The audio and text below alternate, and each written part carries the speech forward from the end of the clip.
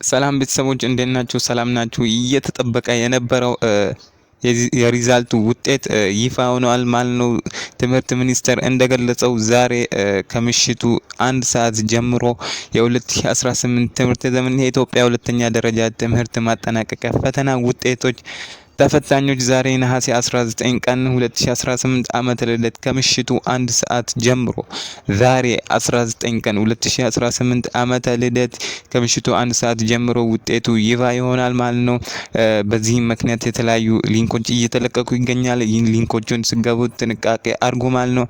እኛ ኦፊሻል ሊንኮችን ቴሌግራማችን ቻናላችን ላይ እንለቅላችኋለን። ቻናሉን ኮሜንት ላይ አስቀምጥላችኋለሁ።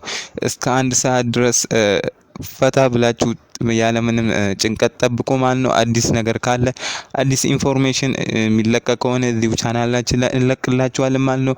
አሁኑኑ ይህን ቻናል ሰብስክራይብ አድርጉ፣ ለራሳችሁ ነው ይጠቅማችኋል። ኢቭን ብታልፉ ራሱ የተለያዩ ዩኒቨርሲቲ ኢንፎርሜሽን ምንለቅላችሁ ይሆናል። አሁኑኑ ተቀላቀሉ።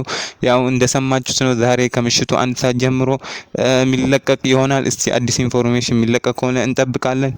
ያው እንዳልኳችሁ የተለያዩ ኔትወርክ እምቢ የሚላችሁ ልጆች ካላችሁ ቴሌግራማችን ላይ ጆይን አድርጋችሁ እኛ እናያላችኋለን ማለት ነው። የተለያየ ችግር የሚፈጠር ከሆነ ጥያቄ ምናምን ካላችሁ መታችሁ ጠይቁ። ሁሉም የሚለቀቁ ሊንኮች እንዳከፍቱ በጥንቃቄ ክፈቱ። አዳዲስ ኢንፎርሜሽን በዚህ ሰዓት በጣም ስለሚለቀቅ ግዴታ ይህን ቻናል ሰብስክራይብ ማድረግ ይኖርባችኋል ማለት ነው። የተለያዩ ቻናሎችን በዚህ ሂደት ላይ የሚሰሩ ቻናሎችን ሰጀስት ማድረግላችሁ ይሆናል። ግዴታ ግን ቴሌግራም ቻናላችን ጆይን ማድረግ ይኖርባችኋል። ቻናሉን ሰብስክራይብ ማድረግ ይኖርባችኋል። አዲስ ኢንፎርሜሽን ካለ እለቅላችኋለሁ በዚሁ ቻናል ላይ ማለት ነው። ሰብስክራይብ ያላደረጋችሁ እስካሁን ሪሊ በጣም ነው የተጎዳችሁት ማለት ነው። አዲስ ኢንፎርሜሽን አዳዲስ የሚለቀቁ ነገራቶች ስለሚኖሩ ከ1 ሰዓት በኋላ 1 ሰዓትም ባይለቀቅ ወይም ወደ ማታ ላይ ወይም ነገ ሊለቀቅ ስለሚችል ኢንፎርሜሽን አረጋግጠን የምንለቅ ይሆናል ማለት ነው። እስከዛ ድረስ ጥሩ እድል እንመኝላችኋለን። ቴንክ